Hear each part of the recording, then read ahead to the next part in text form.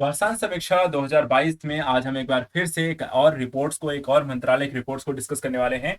और ये है, आज हमारा टॉपिक है खाद्य प्रसंस्करण उद्योग मंत्रालय को लेकर के।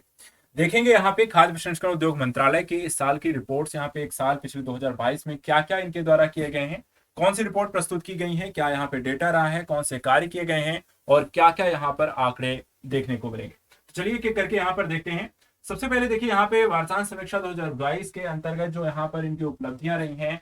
पहला जो टॉपिक आप यहाँ पे देख रहे हैं, कैलेंडर वर्ष 2022 में 2218.69 करोड़ रुपए के परिव्यय के साथ ऑपरेशन हरित योजना के तहत कुल 46 नई परियोजनाओं को यहाँ पर इनके इस मंत्रालय द्वारा मंजूरी दी गई है। प्रसंस्कृत खाद्य उत्पादों का निर्यात 2020-21 में 8.56 बिलियन अमेरिकी डॉलर से बढ़कर के ये हो गया है 2021-22 में 10.42 बिलियन डॉलर का अमेरिकी डॉलर है।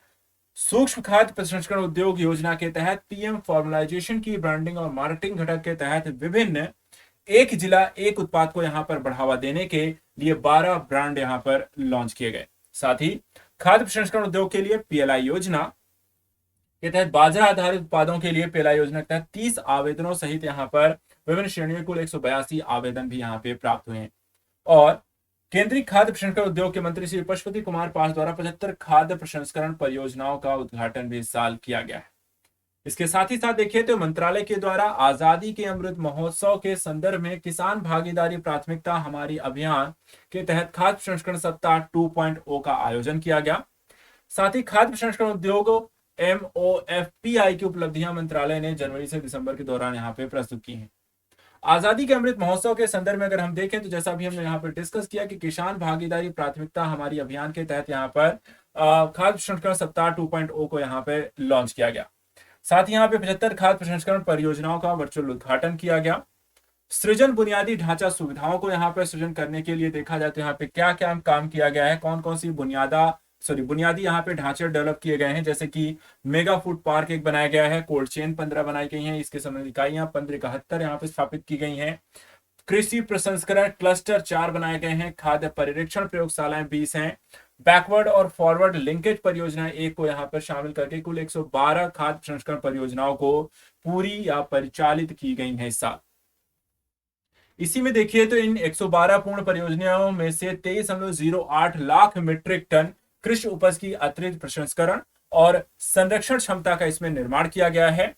15 कोल्ड चेन इंफ्रास्ट्रक्चर परियोजनाओं को, फलों को, यहाँ पे सब्जियों को 23.30 लाख लीटर प्रतिदिन और 9.25 मीट्रिक टन प्रति घंटे की IQSEC अर्थात इंस्टेंट क्विक फ्रीजिंग की अतिरिक्त दूध प्रसंस्करण और भंडारण क्षमता का भी यहाँ पर निर्माण किया गया।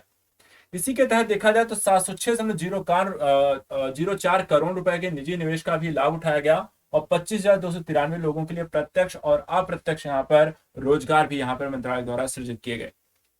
साथ ही साथ यहाँ पर देखिए तो बुनियादी ढांचा सुविधाओं के कुछ अनुमोदन भी किए गए, जिनमें 190 खाद्य प्रसंस्करण परियोजनाएं, जिसमें कृषि प्रसंस्करण क्लस्टर के 23, कोल्ड चेन 33 इकाइयां, 120 खाद्य परीक्षण प्रयोगशालाएं 12, मेगा फूड पार्क 2 को यहाँ पे मंजूरी दी गई। साथ ही आत्मनिर्भर भारत अभियान और साथ ही साथ यहाँ पे वाटा संस्करण उद्योगों के उत्पादन से जुड़ी प्रोत्साहन योजनाएं जो PIS के तहत यहाँ पर PLIS के तहत यहाँ पर काम की गई हैं।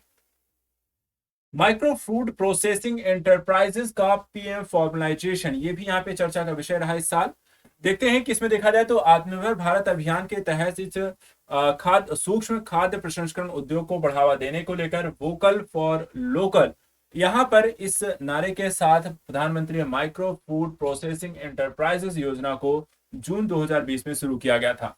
इसकी शुरुआत में देखें तो 2 लाख सूक्ष्म खाद्य प्रसंस्करण इकाइयों को क्रेडिट लिंक्ड सब्सिडी के साथ 2020 से लेकर के 2025 तक 5 वर्षों की अवधि में करीब 10,000 करोड़ रुपए के परिव्यय के साथ मदद देने के उद्देश्य से यहाँ पर की गई। क्षमता निर्माण और प्रशिक्षण के दृष्टिकोण से क्या काम किए गए हैं, तो इसमें देखिए प्रस्तुतिकरण, वीडियो, DPR, पाठ्यक्रम सामग्री, हैंडबुक 760 प्रशिक्षण मॉड्यूल विकसित किए गए हैं और वेबसाइट्स पर यहाँ पर PMFME की यहाँ पर सारी चीजें इस पर उपलब्ध भी हैं। इसमें 35 राज्यों प्लस केंद्र शासित प्रदेशों के 486 मास्टर प्रशिक्षकों को यहाँ पे प्रशिक्षित किया गया। ईडीपी और यहां पर देखा जाए तो खाद्य प्रसंस्करण के 931 जिला स्तरीय प्रशिक्षकों को प्रशिक्षण 26 राज्यों केंद्र शासित प्रदेशों में संपन्न हुआ और इन राज्यों में यहाँ पे प्रशिक्षण ऑलरेडी चल रहा है। देखा जाए तो इसमें देखा जाए तो 10,910 लाभार्थियों को ऑलरेडी यहाँ पे प्रशिक्षित किया जा चुका है और 972 देखा जाए तो डीआरपी को ईडीपी और ओडीएपी के तहत यहाँ पे प्रशिक्षित किया गया। प्रारंभिक पूंजी के तौर पे खाद्य प्रसंस्करण जो है गतिविधियों में लगे एचएससी सेल्फ हेल्प ग्रुप सदस्यों की पहचान ग्रामीण विकास मंत्रालय के तहत DAYNRLM और आवास एवं शहरी मामलों के मंत्रालय के तहत DAYNULM की मदद के तहत यहाँ पर की जा रही है। देखा जाए तो इसके तहत आपको 79,693 सेल्फ हेल्प ग्रुप सदस्यों के लिए प्रारंभिक पूंजी के रूप में 252.53 करोड़, ठीक है, करोड़ रुपए की यहाँ पे राशि इसमें जारी की गई है। यहाँ ये भी देख लीजिए कि SURLM को 16,159 सदस्यों के लिए प्रारंभिक पूंजी के रूप में करीब 56.06 करोड़ रुपए की यहाँ पे राशि जारी की गई। इस साल यहाँ पे ब्रांडिंग और विपणन को लेकर भी यहाँ पे मंत्रालय ने काम किया है। देखें तो योजना के ब्रांडिंग और विपणन अर्थात मार्केटिंग को लेकर के घटक के तहत विभिन्न ओडीओपी को बढ़ावा देने के लिए 12 यहाँ पे ब्रांड लॉन्च किए गए।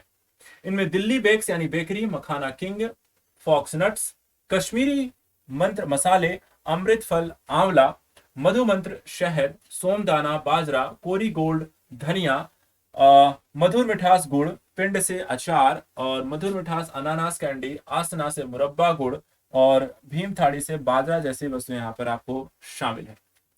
उष्मायन केंद्र के तौर पर देखें 205.95 करोड़ रुपए के परिव्यय के साथ 76 प्रस्ताव विकसित किए गए हैं, स्वीकृत किए गए हैं। मुख्य रूप से यहाँ पे राज्य कृषि विश्वविद्यालय ICAR, KVK इत्यादि। क्रेडिट लिंक सब्सिडी को अगर हम देखें तो 58,354 व्यक्तिगत आवेदन प्राप्त हुए हैं। इसमें बैंक द्वारा 1,305.74 करोड़ रुपए के 13,668 ऋण यहाँ पे आवेदन को स्वीकृत किया गया है। 5,210 यहाँ पर देखे जाए तो व्यक्तिगत लाभार्थियों को क्रेडिट लिंक्ड अनुदान का 129.76 करोड़ रुपए का केंद्र यहाँ पर हिस्सा जारी करेगा। इसके अतिरिक्त राज्य स्तरीय उन्नयन योजना यहाँ पर देख लीजिए जो 35 राज्यों और केंद्र शासित प्रदेशों में यहाँ पर लागू किया गया है। इसके अध्ययन के लिए एजेंसियों की नियुक्ति की गई है। बिहार, दादरा नगर हवेली, दमन दीव, दिल्ली, हिमाचल प्रदेश, कर्नाटक, महाराष्ट्र, तेलंगाना, त्रिपुरा, उत्तर प्रदेश के जो राज्य हैं राज्य स्तरीय उन्नयन योजना को अंतिम रूप यहाँ पर दिया जा चुका है। और इस प्रकार कैलेंडर वर्ष 2022 में अगर हम देखें तो ऑपरेशन ग्रीन योजना के तहत 46 नई परियोजनाओं को मंजूरी दी गई है, जिनमें देखा जाए तो आपका ये विवरण यहाँ पर दिया गया है कि इस परियोजना की लागत रही 2,128.69 करोड़ रुपए। स्वीकृत सहायता जो अनुदान रहा वो 466.66 करोड़ रुपए। निजी निवेश आपको जो प्राप्त हुआ 1,752.03 करोड़ रुपए। कुल प्रसंस्करण क्षमता बढ़ाने की जो उम्मीद है वो है 8,21,780 मीट्रिक टन प्रतिवर्ष। कुल संरक्षण क्षमता बढ़ने की जो उम्मीद है वो 1,81,616 मीट्रिक टन। जो रोजगार सृजन हुए 1,01,559 नौकरियों का यहाँ पे सृजन किया गया। इसके साथ ही साथ लाभान्वित होने वाले जो किसानों की संख्या रही 1,42,554। किसान रेल के माध्यम से सीधी सब्सिडी 31/3/2022 तक जारी की गई और 1/4/2022 से यहाँ पर इसे बंद कर दिया गया। कैलेंडर वर्ष 2022 में 20/12/2022 से अल्पावधि हस्तक्षेपों के तहत प्रत्यक्ष दावों के माध्यम से वितरित कुल सब्सिडी का 29.59 करोड़ रुपए यहाँ पर इसके लिए अधिसूचित फलों सब्जियों के 2,97,075 मीट्रिक टन के परिवहन और भंडारण के लिए करीब 270 यहाँ पे दावे किए गए। इसके साथ साथ अगर हम देखें तो खाद्य प्रसंस्करण शिखर सम्मेलन का इसमें आयोजन किया गया, जिसमें खाद्य प्रसंस्करण उद्योग मंत्रालय ने कृषि खाद्य क्षेत्रों, मंत्रालय की योजनाओं, निवेश के अवसरों जैसे भारत सरकार के विभिन्न पहलों को इसमें शामिल करते हुए जागरूकता फैलाने के लिए मई 2022 से दिसंबर 2022 के दौरान क्रमशः तेलंगाना, आंध्र प्रदेश, अंडमान, छत्तीसगढ़, झारखंड, नागालैंड, अरुणाचल प्रदेश, पश्चिम बंगाल, मिजोरम, मणिपुर, सिक्किम, मेघालय में खाद्य प्रसंस्करण शिखर सम्मेलन यहाँ पे आयोजित किए। इस शिखर सम्मेलन में किसान उत्पादक संगठनों, एपीएफओ, उद्यमियों, कारपोरेट्स, बैंकरों, राज्य विभागों आदि सभी हितधारकों की यहाँ पर भागीदारी देखी गई। अंतर्राष्ट्रीय और राष्ट्रीय संस्थानों के साथ यहाँ पे कुछ समझौते भी किए गए, जैसे कि MIFTM हरियाणा ने भारत के बाहर 3 संस्थानों, भारत के भीतर 16 संस्थानों के साथ यहाँ पे समझौता ज्ञापनों पर हस्ताक्षर करके अनुसंधान सहयोग के क्षेत्र में यहाँ पे प्रवेश किया। साथ ही उद्योगों को हस्तांतरित यहाँ पे कुछ प्रौद्योगिकियां की गई हैं, जैसे कि NIFTMK ने मैसर्स फ्रीक्रिएट फूड प्राइवेट लिमिटेड कुंडली को ग्लूटेन फ्री कुकीज पर प्रौद्योगिकी यहाँ पे हस्तांतरित की है। इसके अलावा 8 लाख प्रौद्योगिकियों को उनके हस्तांतरण के लिए NRDC यहाँ पर सौंपा गया है। कुछ अन्य प्रौद्योगिकियां भी यहाँ पे देखिए हस्तांतरित की गई हैं, जैसे बाजरा पास्ता प्रौद्योगिकी, बाजरा फ्लेक्स प्रौद्योगिकी, नीरा शुगर क्रिस्टल टेक्नोलॉजी।